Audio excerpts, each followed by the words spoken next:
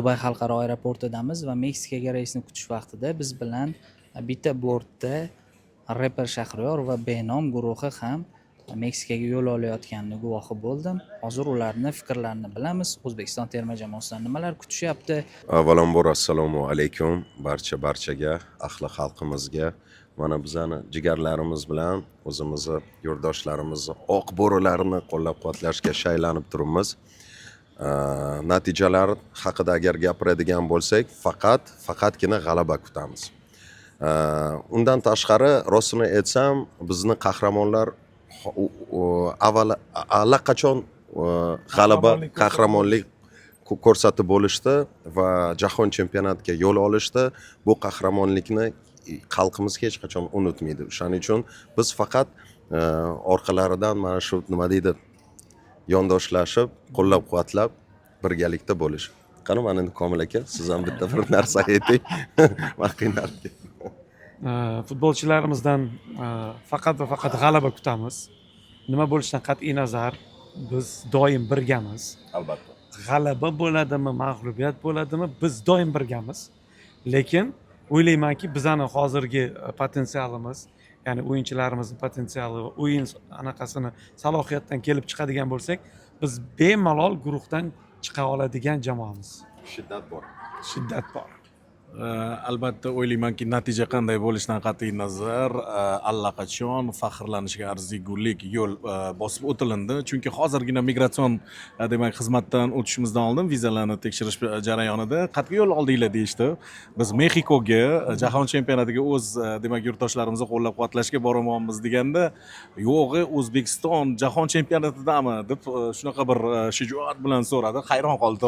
Vau deb haligi bir juda ham yuqori kayfiyatda demak bizni demak kutib oldi va o'ylaymanki, bu allaqachon faxrlanishga arzigulik yo'l va futbolchilarimizga faqat omad, dadil o'yin va o'ziga bo'lgan ishonchni tilab qolaman va juda ham yuqori natijalarni kutib qolamiz.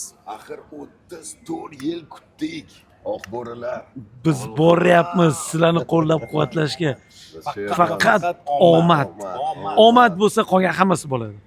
Ishoninglar. Va biz allaqachon Komil bilan demak garov o'ynab bo'ldik. Men aytdimki, birinchi o'yin demak 1-0 hisobi bilan bizni jamoa yutadi dedim. Sarvar bilan biz nima deydi, bir kelishuvga keldik. Bu ham shunaqa anaqani nima deydi, sanani tanlagan ekan. Mana O'zbekiston 1, Kolumbiya. Rahmat. Omad, oq bo'rilar.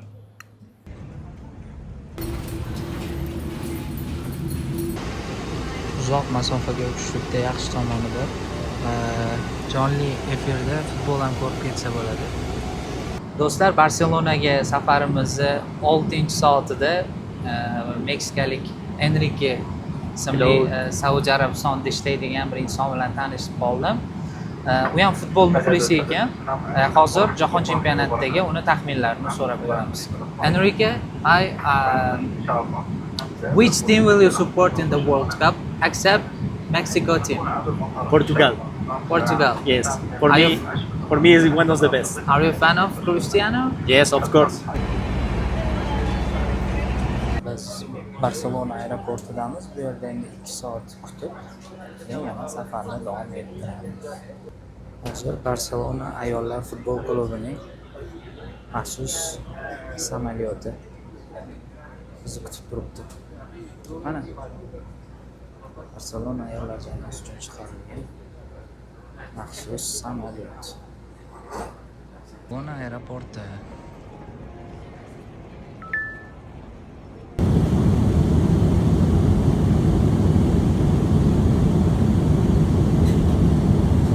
Mexico aeroportiga yetib keldik. Endi yuklarimizni olib mehmonxonaga qarab yo'lga otlanamiz. Juda qiyin parvoz bo'ldi. Biz taksiga o'tirdik va mehmonxonaga qarab yo'l oldik. U yerga narsalarni joylashtirib, keyin O'zbekiston milliy terma jamoasi matbuot anjumaniga ulgurishga harakat qilamiz. Mehmonxonaga keldik. Endi hozir kirib joylashib, keyin o'sha aytgandek stadionga qarab yo'lga chiqamiz.